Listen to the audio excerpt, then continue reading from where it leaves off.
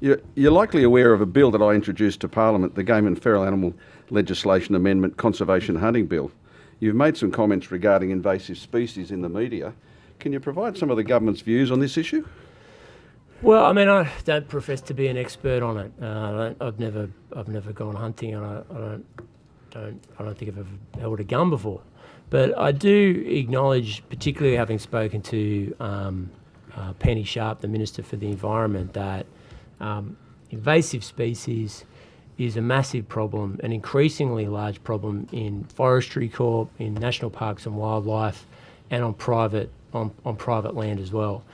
And I think I was asked on a radio interview on 2GB about it, and what are we going to do about it? We've had a difficult, but I think necessary decision in relation to Kosciuszko National Park. Kosciuszko. Did I say you that got right? it. He tried. We're going to change the vernacular here. Bring out your inner Polish. It's very, very, very, very deep. But we've had a difficult run in relation to that. I think it was the right policy decision, but obviously it was very controversial. I think a lot of people, in fact, in all candour, I didn't know about this, but a lot of people would be unaware that pretty much every weekend and right through the week, private hunters do effective pest management control in New South Wales forests. And the suggestion was put to me that a bounty system could be put in place. I sort of looked at it and went, well, doesn't seem crazy to me. I was interested to see New South Wales farmers came out very quickly afterwards and said, we think that would be a good thing to do because goat, pigs and feral cats and other invasive species are really causing havoc to what is the natural beauty. Now, it's not a blanket support of anything. I think we probably need to tread carefully here and make sure we make the right decision because we want to make sure that whatever's in place exists for a long period of time. But we would consider it. I think every political party is considering. Have you got any statistics to back up the problem that invasive species present? Not off the top of my head. I mean, what would be your understanding of the scale of the problem, just to help me in my answers? I think it's a huge problem. I mean, you've only got to look at the evidence from the inquiry into my bill, what I think last Friday, a week ago, where the president of the Australian Pig Dog Hunters Association talked about in 12 months on private and public land, private conservation hunters killed 1.7 million pigs alone. And that by itself isn't a solution, but it's part of the solution. What do you say to that? So is that 1.6 million feral pigs? In 12 months. I mean, that the scale of that is far beyond what I thought. That's shocking to me. And, in all candour, probably beyond the scale of the government's approach if we were to do it via contract labour or even using National Parks, Wildlife or Forestry Corp employees. I mean, that's all they'd be doing, and they've got other responsibilities in terms of attracting people to the national parks, the upkeep of the national parks.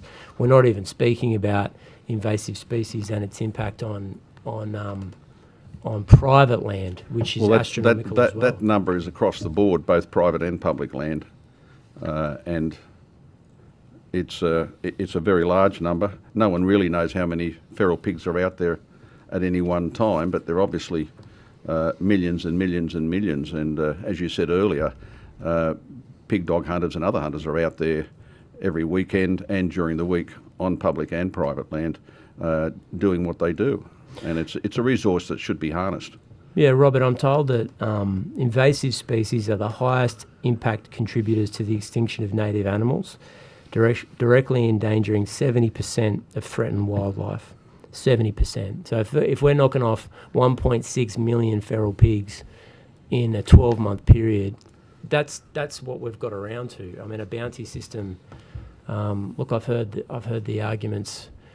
I can't remember the name of the organisation, but there's groups that are opposed to it. I think on the understanding that it would lead to the cultivation of some of these things in order to claim the bounty. But in reality, there's such a huge number that's available in the wild that if we can Yeah, get help. look, I think that sort of well, basically rubbish talk. It doesn't. They don't need to save or save up pigs from Queensland or Victoria or someone else to claim a bounty.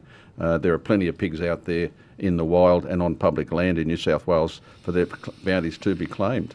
That's really the way it works. What role do you think bounties will actually have in the end? Because we're talking about a bounty for pigs, and then we're talking a bounty for wild dogs, foxes, and especially feral cats. Well, I guess the hope is that it would lead to a reduction in the number of invasive species in our national parks, our forests, and on private land.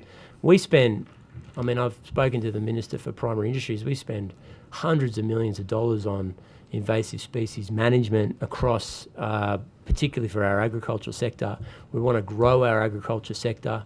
It's a huge and important part of the future growth, future economic growth for the state. I think, you know, most members would appreciate that from the perspective of the government and economic growth, our largest export is still black coal, and it still goes to effectively a single market. I think last year was between $40 and $50 billion worth of exports went to a single market, and it was largely black coal. Now, those countries will continue to buy it, and there's a future for those jobs. I accept that. But they've all indicated to us over different time horizons, over different in different ways, they'll be buying less of it in the future to the point where they don't buy any of it at all. That's the energy mix, particularly for Southeast Asia. Now, New South Wales is facing a situation where our single biggest export, we are being told in explicit terms, will decline in the years ahead. We have to think of export-led industries that are native to us, that we can grow, and agriculture is a massive part of it. But that's not going to happen if both the actual product is threatened by invasive species, or secondly, the perception about Australian agriculture and primary products is threatened as a result of invasive species. So I just think it's all hands on deck, Robert. I am concerned about it. Do you want to talk a bit generally about biosecurity? What initiatives has the government put in place generally in relation to biosecurity, as it relates obviously to the farming sector, which is what you're talking about now? Yeah, I mean, I can't remember the stats, but we've put more than any other state into combating varroa mite, which is a massive issue, particularly in the northern rivers. That's resulted in a lot of trucks being stopped at the border. We need to make sure that money continues to... Well, you've got fire ants now too, invading New South Wales. Yep. Do you have the latest data on that side? I don't have any data on it, but yeah, the northern part of New South Wales has had a lot of problems with it. Yeah. Yes, I spoke to the farmers, New South Wales farmers, a couple of weeks ago about this particular issue. It remains a massive, massive concern for them. Particularly, you know, one of the things that they've often mentioned to me is, well, in regional communities where you've got farmers on all sides, obviously there's a big focus on... I say this, I can see Sarah looking at me quizzically, but I say this as a complete novice. Well, I'm not pretend to be a farmer. Although I have been watching Clarkson's Farm, so I'm getting there.